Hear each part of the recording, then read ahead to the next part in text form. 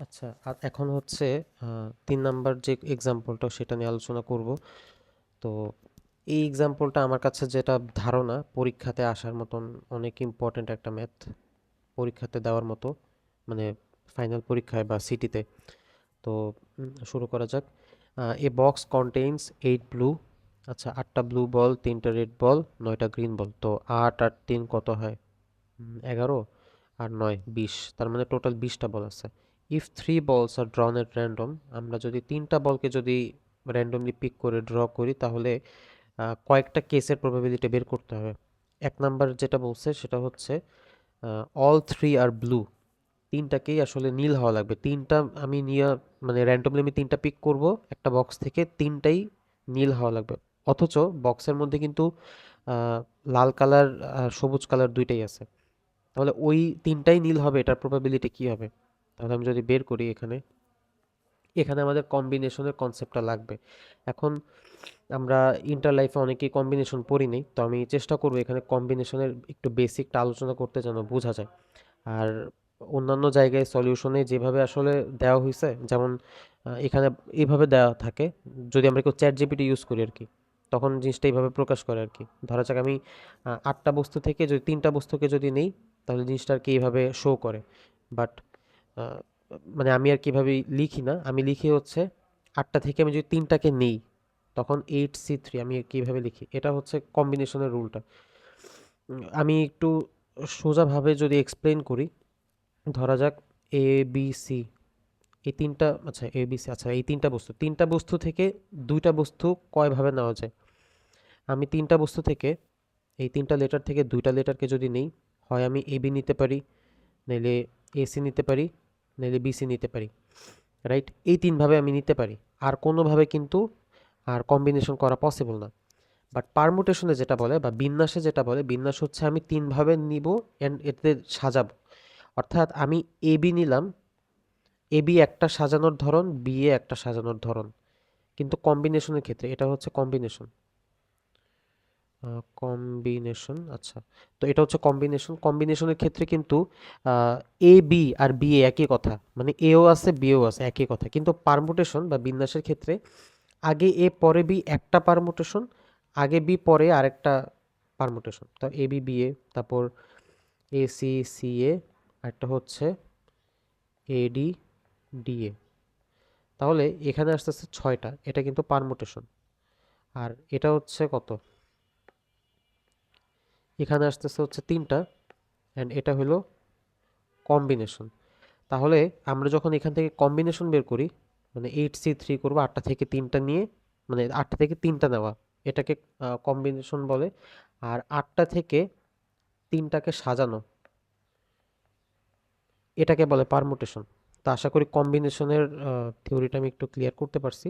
আর ক্যালকুলেটরে আমরা ডিরেক্ট হচ্ছে বসাই দিলেই, আচ্ছা মোছার দরকার নেই, এটা থাকুক, এটা এভাবে রেখে দিই, এটাকে এক সাইডে চাপাই দিই। ওকে, বা নেক্সট স্লাইডে এটাকে রেখে দিই।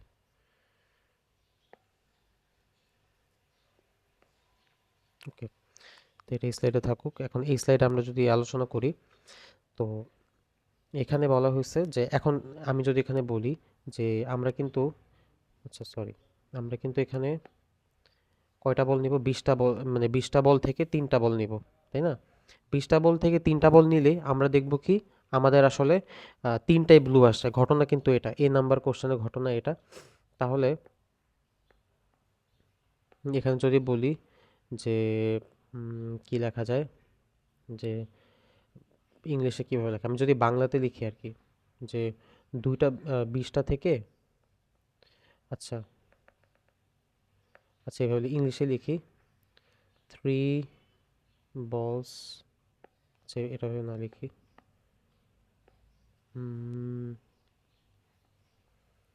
কম্বিনেশন, কম্বিনেশন অফ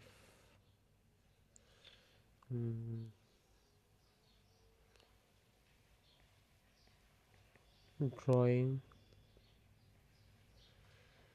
থ্রি বলস ফ্রম 20 balls is, ধরা যাক এটাকে আমি লিখতে পারি n of t, অর্থাৎ টোটাল কয়ভাবে 20টা থেকে 3টা বল নেওয়া যায়, এটাকে লেখা যায় 20c3। বা এটাকে যদি আমরা ক্যালকুলেট করি, ক্যালকুলেটরে আমার কত আসে, একটু ক্যালকুলেটরে দেখি। ক্যালকুলেটরে, আচ্ছা ক্যালকুলেটরে যদি দেখি 20, তারপর সি, 20c3, 20c3 এর মান আসে 1140। তাহলে এটা হচ্ছে 1140, অর্থাৎ এতভাবে আমি 20টা থেকে 3টা বলকে নিতে পারি। তারপরে একই জিনিসটা আমি কি করব, আমার তো হচ্ছে 3টা থেকে 3টা বলই, মানে 20টা থেকে 3টা বলতে আমি কি নিছি, র্যান্ডমলি নিছি, কিন্তু আমার 3টা ব্লু হবে। তার মানে ব্লু কয়টা আছে এখানে, ব্লু কিন্তু এখানে আছে হচ্ছে 8টা। তার মানে আমার কিন্তু 8টা থেকে আসলে এই 3টা বল আসতেছে, রাইট? যদিও 20টা থেকে নিতেছি, বাট জিনিসটা আসলে কি হইতেছে, 8টা ব্লু বল থেকেই কিন্তু 3টা ব্লু বল আসতেছে।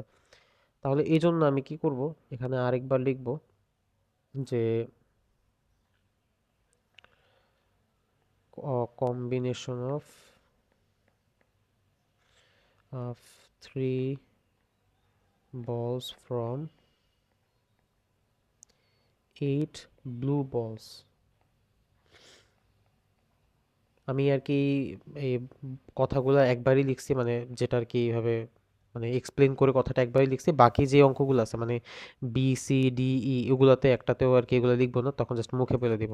প্রথমটা জাস্ট একটু এইভাবে করে দিতেছি। তাহলে 8টা থেকে 3টা বল নেওয়া যায় 8c3 এতভাবে। তাহলে 8c3 কত হয়, আমরা যদি একটু আবার ক্যালকুলেটরে হিসাব করি, 20-র জায়গায় জাস্ট 8 বসাই দিই, এই যদি বসাতে 56। তার মানে 8টা বল থেকে 3টা বলকে নেওয়া যায় 56 উপায়। সুতরাং probability of all three are blue। আচ্ছা, তাহলে probability probability হবে, অর্থাৎ 20টা বল থেকে 3টা বল, নিচে তো আমি র্যান্ডমলি নিছি, আর উপরে হবে কি 8টা থেকে 3টা বল, তো নিচে হবে হচ্ছে 1140 আর উপরে হবে 56। তাহলে এখানে কত হয়, আমার যদি একটু ক্যালকুলেট করি,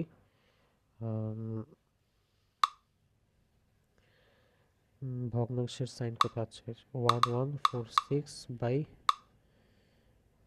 ওটা কি 46 ছিল,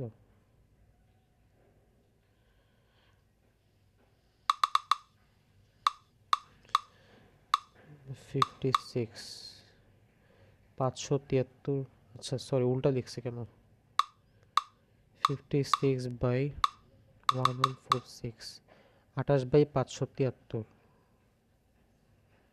সরি 1140, এটা 440 আর উপরে 50, 14/285, তাহলে এটা হবে 14/285। এটা হচ্ছে প্রথমটার আনসার। আশা করি আমি এক্সপ্লেন করতে পারছি। আমি যদি আরেকবার বলি, এখানে আসলে বলছি কি, যে আমরা নিচে লিখছি যে সকল ঘটনা, অর্থাৎ 20টা থেকে 3টা বল নেওয়া যায় 1140 ভাবে, আর 8টা থেকে 3টা বল নেওয়া যায় 56 ভাবে। মানে আমার 8টা নীল বল থেকে 3টা নীল বল আসার পসিবিলিটি হচ্ছে 56। তাহলে টোটাল ঘটনা থেকে অনুকূল ঘটনা, এভাবে যদি ভগ্নাংশ আকারে লিখি, ওই অনুপাতটাই কিন্তু আমাদের প্রবাবিলিটি। তাহলে এ নাম্বারটা গেল। আচ্ছা, এবার আমি নতুন স্লাইড যোগ করি, কারেন্ট টেমপ্লেট। বিতে বিতে কি চাওয়া হয়েছে, বিতে চাওয়া হয়েছে 1 রেড অ্যান্ড 2 গ্রিন। তার মানে যেই 3টা আমরা র্যান্ডমলি নিব, এর মধ্যে একটা আসবে লাল থেকে, 2টা আসবে সবুজ থেকে। তাহলে লাল এখানে কয়টা আছে, আর 3 রেড, 3টা লাল আছে, আর 9টা গ্রিন আছে, 9টা গ্রিন আছে। এই জিনিসটা ইম্পর্টেন্ট। তাহলে 3 রেড আর হচ্ছে 9 গ্রিন, এটা লিখে রাখি। এবার আমাদের প্রবাবিলিটি কি হবে, নিচে তো অবশ্যই 20c3, অর্থাৎ আমরা প্রত্যেকবারই তো 20টা থেকে 3টা নিতেছি, আর উপরে এখন আমরা যদি দেখি এখানে কি বলছে, ওয়ান, এই যে বি নাম্বার যে কোশ্চেনটা, 1 রেড অ্যান্ড 2 গ্রিন, অর্থাৎ 3টার মধ্যে একটা রেড হবে আর 2টা গ্রিন হবে। তাহলে এই তিনটা থেকে, এই তিনটা থেকে তো একটা আসবে, অর্থাৎ 3C1, আর 9টা থেকেই তো দুইটা আসবে, 9C2। এখন এখানে আমি কি উপরে যোগ করব নাকি গুণ করব, এটা আমার একটু বোঝা দরকার। এখন আমরা যদি দেখি, আমরা কিন্তু তিনটা একসাথে নিছি, একই সাথে ঘটছে এবং একটা একটার উপর কিন্তু ডিপেন্ড করতেছে, কারণ এই দুইটাকে একসাথে নিয়েই কিন্তু আমার মোট ঘটনাটা আর কি, মানে প্রবাবিলিটিটা। আমরা এখানে আসলে গুণ করব। তো 9C3 আর, সরি, 3C1 আর 9C2, এটাকে যদি উপরে ক্যালকুলেট করা হয়, আমি এটা আগেই ক্যালকুলেট করে রাখছিলাম, এটা হবে 108, আর নিচে আসে হচ্ছে 1140। টোটাল প্রবাবিলিটি আসবে হচ্ছে 9/95। তো এটা হচ্ছে বি এর আনসার। এবার সি যদি দেখি, সিতে বলছে at least one one is red. তার মানে আমি যে তিনটা নিব, তিনটার মধ্যে অ্যাট লিস্ট একটা রেড হইতে হবে। এখন এই অঙ্কটা করার একটা ভালো একটা সিস্টেম হচ্ছে, আমরা যদি এভাবে হিসাব করি, ধরা যাক একটা, দুইটা, তিনটা, চারটা, চারটা বলের মধ্যে ধরা যাক এই বলটা হচ্ছে রেড, হ্যাঁ। এখন আমি যদি বলি রেড না ওঠার পসিবিলিটি কি, অর্থাৎ চারটা থেকে যদি আমি একটা নেই, ধরা যাক চারটা থেকে আমি একটা বল নিলাম, আর আমি বললাম যে এই বলটা রেড হবে না, এটার পসিবিলিটি কি? এটার পসিবিলিটি তো হচ্ছে 75%। আমরা দেখে বুঝতেছি চারটা থেকে তিনটাই হচ্ছে সাদা, একটা হচ্ছে লাল। তো মানে তিনটা বল হচ্ছে নন রেড আর কি। তো এখন এই ধরনের কেস আমরা করব কি, যে টোটাল কয়টা লাল উঠবে না এটার প্রবাবিলিটি, এরপরে টোটাল প্রবাবিলিটি থেকে এই জিনিসটা ধরা যাক এটার প্রবাবিলিটি এস, এটা বাদ দিলেই তো লাল ওঠার প্রবাবিলিটি আসবে, বা মানে লাল না ওঠার প্রবাবিলিটি আসবে আর কি। তো আমি যদি করি, আমরা ফার্স্টে করব কি, এখানে যেহেতু বলছে সি নাম্বারে at least one is red, অর্থাৎ অন্তত একটা বল রেড হইতে হবে, দুইটা বলও রেড হইতে পারে, তিনটা বলও রেড হইতে পারে। তার মানে এখানে যদি আমি ফার্স্টে বের করি একটা বল রেড হওয়ার প্রবাবিলিটি, তারপর দুইটা বল রেড হওয়ার প্রবাবিলিটি, তারপর তিনটা, এভাবে করলে অনেক ভেজাল হবে। তাই আমরা করব কি, যে রেড না ওঠার প্রবাবিলিটি, ওকে, অর্থাৎ probability of no red ball. এখন এর মানে কি, যদি রেড বল না উঠে, উঠবে কি, গ্রিন আর হচ্ছে ব্লু থেকে উঠবে। তাহলে তিনটা, 10-20টার মধ্যে তিনটা ছিল লাল, তাহলে বাকি 17টাই কি, বাকি 17টাই কিন্তু আসলে নন রেড। তাহলে 17টা থেকে তিনটা আসবে, আর এখানে 20টা থেকে তিনটা আসবে। এখানে যদি আমি ক্যালকুলেশন করি, এটার কত আসছে ক্যালকুলেশন, এটা মনে হয় আসছে 680, আর নিচে 1140। ওকে, তাহলে এটা আমি এভাবে লিখে রাখি। তো এটা এখন এই যে 680/1140, এই যে এই জিনিসটা পাইলাম, এটা কি, এটা হচ্ছে রেড বল না আসার প্রবাবিলিটি, অর্থাৎ এইটুকুর মধ্যে কোনো রেড বলই থাকবে না। এখন আমি যদি এই যে at least one is red, এখন আমি যদি ওয়ান থেকে, টোটাল প্রবাবিলিটি তো ওয়ান, তাই না? তাহলে সুতরাং অ্যাট লিস্ট ওয়ান রেড, তাহলে কি আমি টোটাল ওয়ান থেকে যদি রেড না আসার প্রবাবিলিটি বাদ দিই, তাহলে অ্যাটলিস্ট একটা বা দুইটা বা তিনটাই রেড হওয়ার যে প্রবাবিলিটি সেটা পাবো। 1 - 684/1140, এই টোটাল জিনিসটা আসে কত আসে, 23/57। আচ্ছা, এটা গেল হচ্ছে সি নাম্বারটা, আশা করি আমি এক্সপ্লেন করতে পারছি। এরপর ডি নাম্বারটাতে যদি খেয়াল করি, ডি নাম্বারে কি বলছে, ওয়ান অফ ইচ কালার, অর্থাৎ তিনটা বলের মধ্যে একটা বল হবে ব্লু, একটা বল রেড, একটা বল গ্রিন। তাহলে আমি যদি এখানে লিখি